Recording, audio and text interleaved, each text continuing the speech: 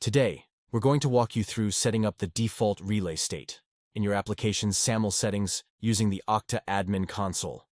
First, let's clarify what a redirect URL is. Think of it as a digital destination signpost.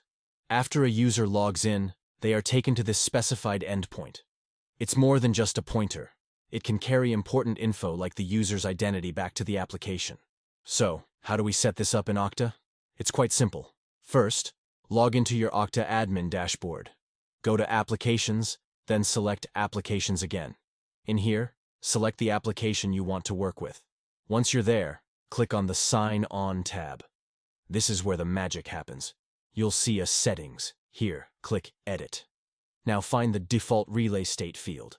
This is where you'll enter the URL of the page you want users to land on after they log in. Last step, just click Save, and you're all set. And that's it. You've successfully set the default relay state. Thanks for watching. If you found this video helpful, please like and subscribe to us on YouTube.